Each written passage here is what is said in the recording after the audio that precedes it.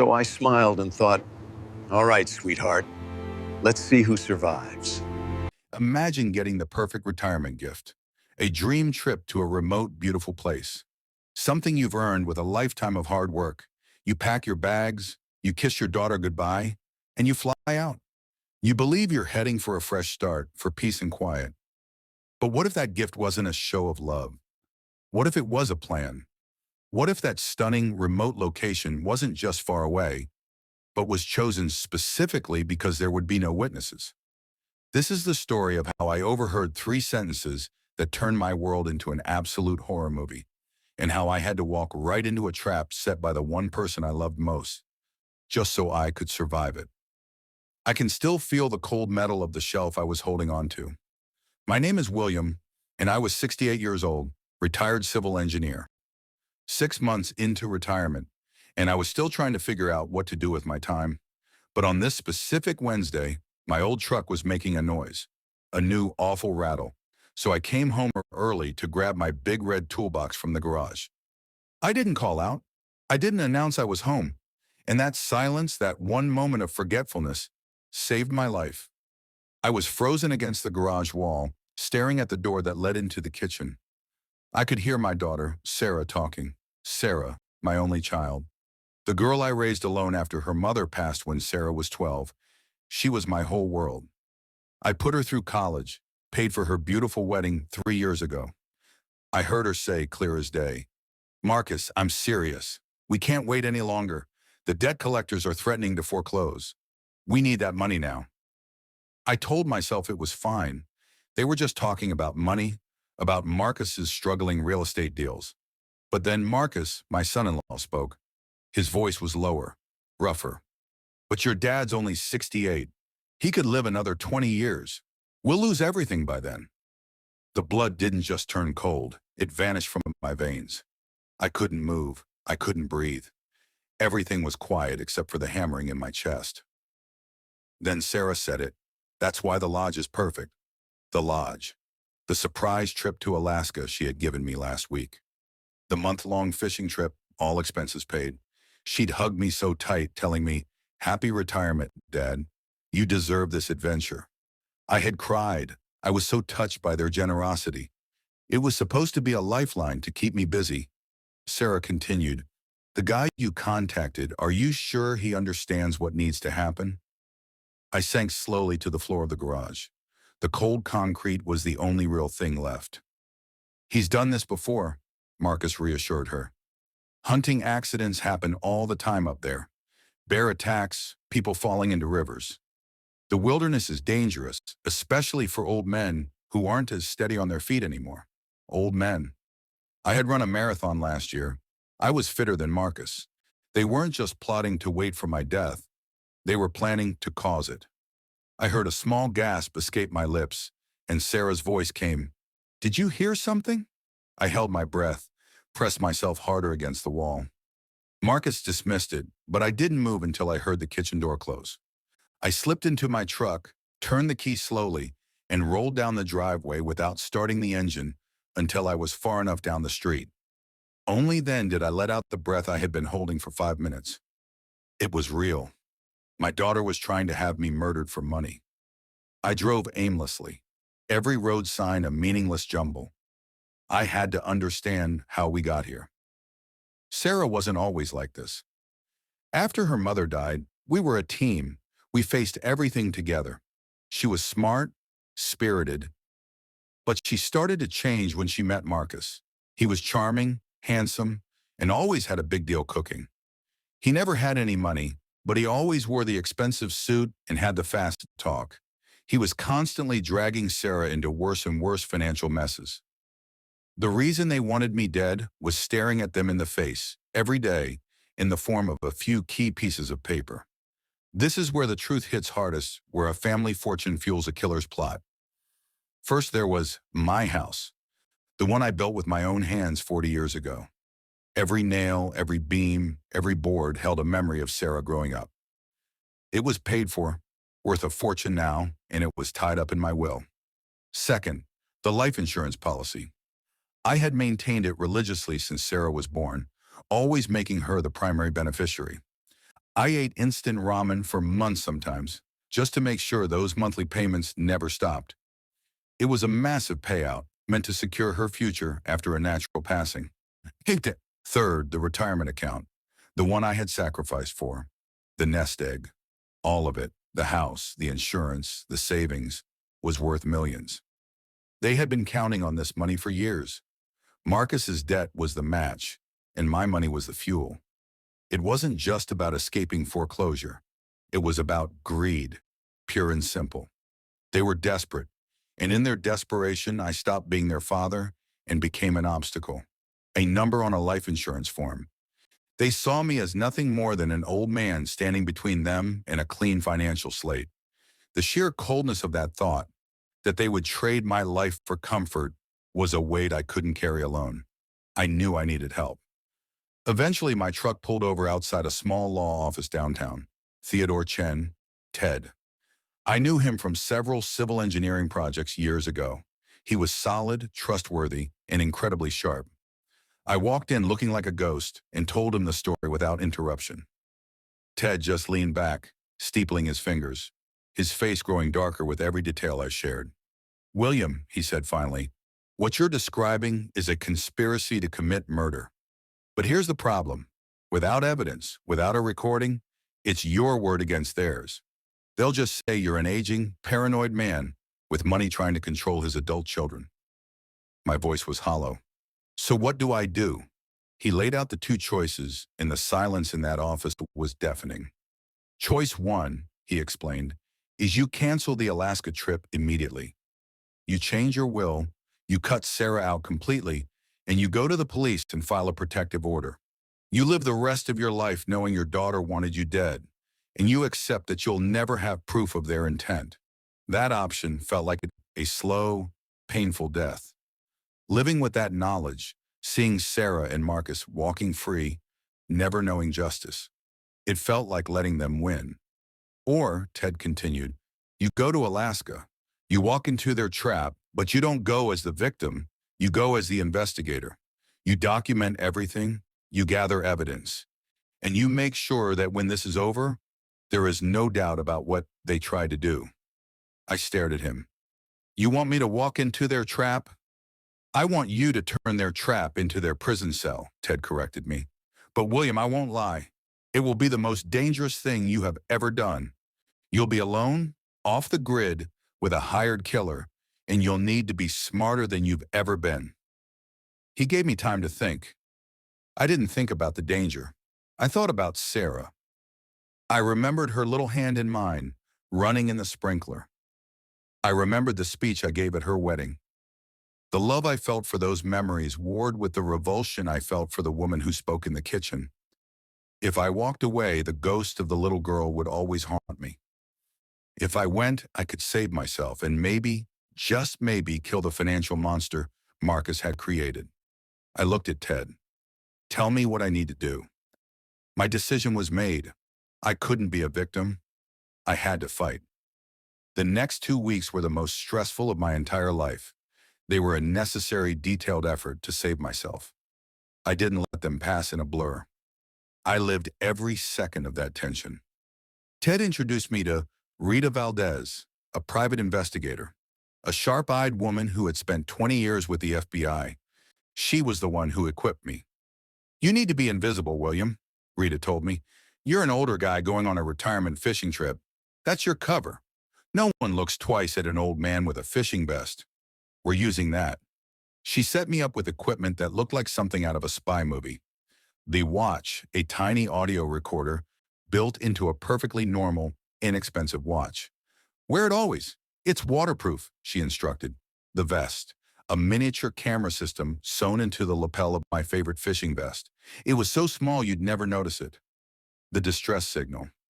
She insisted I bring a small, powerful flare gun, hidden in a pocket I designed just for it. "If you need to make noise, if you need to be found, this is your only option. You won't have a phone." Every time Sarah or Marcus came over to talk about the trip, "Oh, Dad, you're going to love the scenery." I had to smile and lie. I had to look excited. I had to play the role of the oblivious, grateful father. The conversations were agonizing. Sarah was so convincing. She would look me in the eye and talk about how much I deserved this. And all I could think about was, can you trust your own family? And no. During those days, I meticulously transferred copies of my insurance policies and wills to Ted. I wrote down the names of Marcus's associates in the vague companies he mentioned. I felt like I was slowly dismantling my own life just to prove I was alive. The hardest part was the final goodbye. Sarah and Marcus drove me to the airport. In the car, I felt like a bomb waiting to go off. When we got out, Sarah hugged me tight. I forced myself not to pull away. Her eyes were bright, but now I knew the source of that brightness wasn't love. It was relief, guilt, and greed. "Have the best time, Dad," she chirped. "You deserve this." "Thank you, sweetheart," I managed, my voice steady. "This means the world to me." Marcus gave me a firm handshake. "Stay safe up there, William. The wilderness can be unpredictable." "I bet it can," I thought.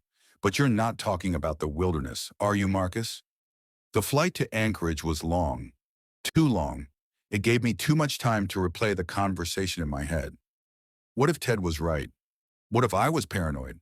I would pull out the watch, touch the smooth metal casing, reminding myself that the threat was real. The words were too specific. The guide you contacted, what needs to happen, can't be traced back to us. From Anchorage, I took a small seaplane. As we flew north, the land changed. Endless miles of dense green forest, winding rivers that looked like silver ribbons, and mountains capped with snow, even in summer. This wasn't a relaxing retreat. It was isolation. I understood instantly why they chose this place. No roads, no cell service, no neighbors. Just beautiful silence and death. The Copper River Lodge was exactly what they promised.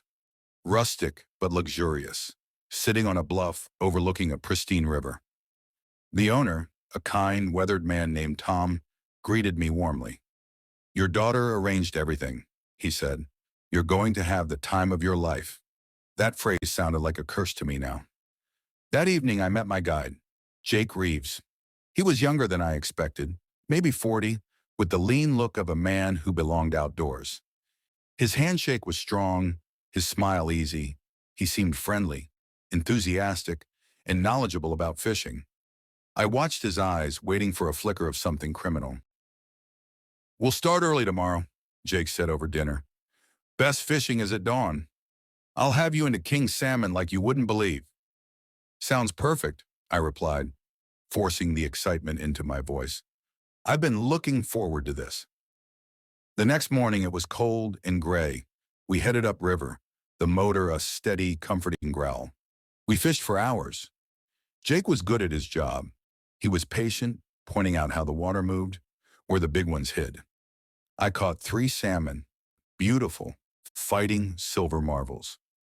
Under any other circumstance, I would have been completely relaxed, in heaven. But every time Jake moved behind me to adjust a line, I tensed up. Every time we went around a steep bend or navigated white water, I watched him, thinking, is this it? Is this the moment the accident happens? At midday, we stopped on a gravel bar to eat lunch. The sun had finally broken through. This was my moment. "So, Jake," I asked casually, keeping my voice light, "did my daughter, Sarah, give you any special instructions about this trip?" His expression didn't change at all. He looked genuinely puzzled. "Special instructions? Like what?" "She just said you were retiring, that you worked hard and deserved the best. That's about it." "Why?" I had a moment of pure, terrifying confusion. Had I gotten it wrong? Was Jake innocent? If he wasn't the hired killer, then who was? My certainty started to crumble. I was alone, miles from anywhere, and I realized I had to be careful not to accuse an innocent man. The deep, troubling question from my preparation came back. Can you trust your own family? If I couldn't trust Sarah, how could I trust my own memory or my own plan? I kept fishing, but my mind was racing. The hired killer was still out there. That evening, back at the lodge, I realized I hadn't been paying attention to the other guests. There were only 3 others, a couple celebrating an anniversary and another solo fisherman named David. David was a quiet man in his 60s who kept to himself. Something about him felt wrong. He was polite, but distant. Tom, the owner, mentioned that David had arrived just before me and had quietly extended his stay twice. I pretended to go to bed early, but instead I watched from my cabin window. I saw David slip out, walking toward the small office where Tom kept his satellite phone connection. David went inside and I quietly followed, pressing myself against the wall outside the window. David's voice drifted out, low and urgent. Arrived as scheduled, tomorrow or the next day. Isolated location on the upper river to make it look natural. My heart stopped. It wasn't Jake, it was David.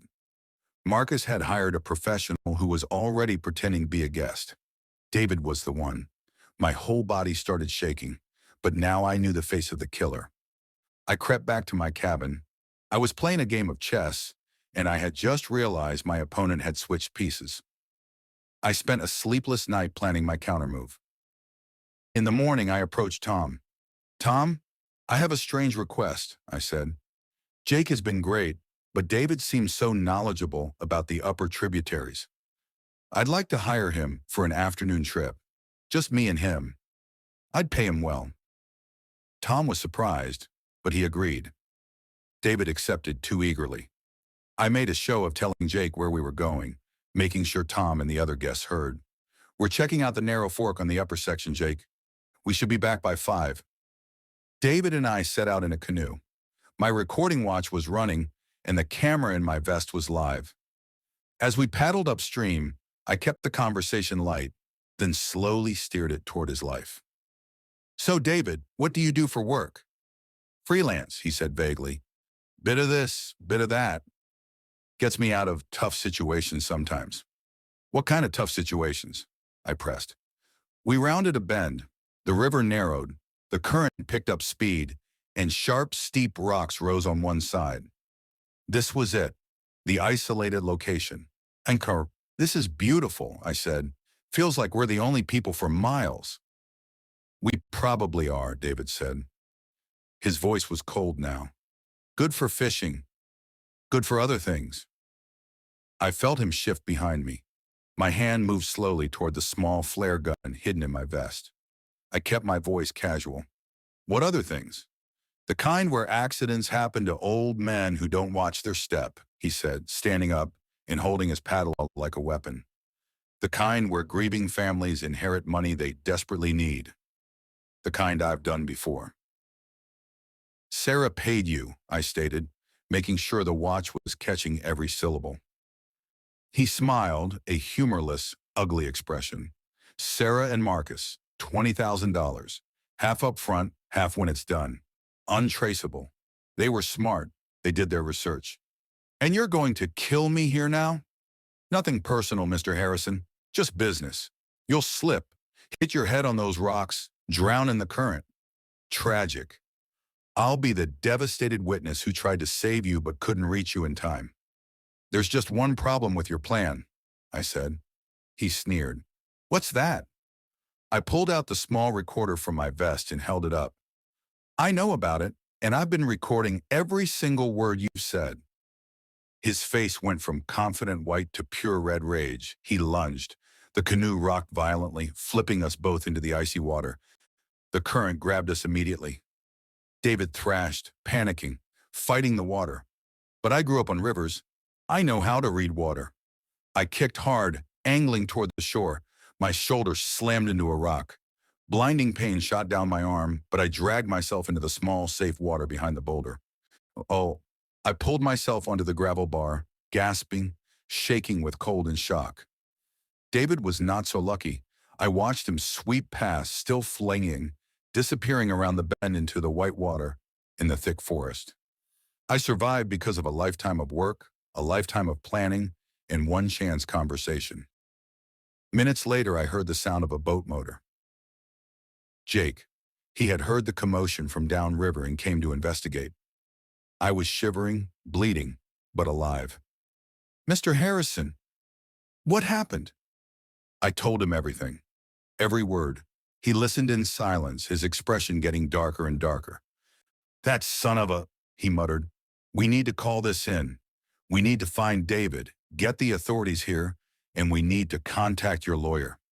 It took 3 tense hours for the Alaska State Troopers to arrive by helicopter. They found David 2 miles downstream, clinging to a log, hypothermic but alive. They found the recording device in my vest, perfectly waterproof and still functioning. They listened to David's confession, and they made the calls. Sarah and Marcus were arrested that same evening, back home. The plot was laid bare, undeniable. The trial took 4 months. I testified, telling the jury everything. I kept my voice steady, factual, trying to sound like the civil engineer I was. But inside, I was breaking. This was my daughter, the girl I read bedtime stories to, and she had wanted me dead. The jury deliberated for 6 hours. The verdict came back, guilty on all counts. Sarah received 25 years. Marcus got 20. David, who cooperated to save himself, received 15. The justice was served. The money was safe. But it was a hollow victory. I flew home a week later, exhausted. Ted met me at the airport. I watched Sarah sentenced, and when I stood outside the courthouse, all I felt was emptiness. Did I do the right thing, Ted? I asked him. That's my daughter in prison for the next quarter century. That's your daughter who tried to have you murdered, Ted corrected me gently. There's a difference. Jake, the fishing guide, actually flew down for the sentencing. We got coffee afterward. What will you do now? He asked. I don't know. Sell the house maybe. Too many memories. Too much heaviness. Then he looked at me seriously. You could come back to Alaska. Tom's looking for a partner in the lodge. Someone with engineering skills who could help maintain and expand the operation. Someone who likes fishing. I looked at him, surprised. Are you serious? Dead serious. You proved you're tough as nails, William. You survived something that would have broken most people.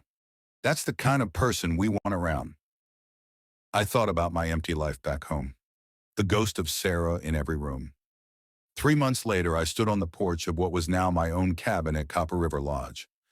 I was a partner. We were planning an expansion, building a better dock. Jake and I fished most mornings before the guests woke up. The silence between us was comfortable, the kind that only comes with real friendship. I won't pretend the pain is gone. I still think about Sarah every day.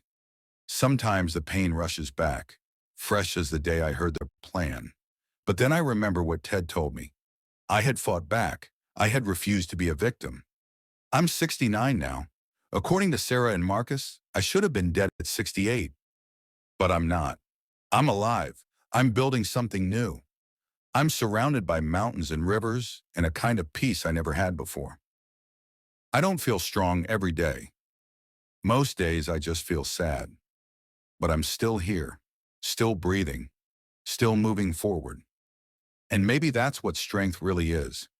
Not the absence of pain, but the refusal to let pain win. Not the absence of betrayal, but the ability to survive it. Every sunrise I watch in Alaska is a victory. Every fish I catch is a testament to survival. My name is William Harrison. My own blood tried to kill me for my inheritance, and I'm still here. That is the unscripted truth. If you made it all the way to the end of this incredible, unscripted story, thank you. You know that life can change in a single moment, and survival requires a whole lot of courage. If my story resonated with you, and if you appreciate raw, real narratives like this, please hit that like button. And if you want to be the first to hear more incredible, true stories that take a look behind the scenes of real-life drama, make sure you subscribe to the channel.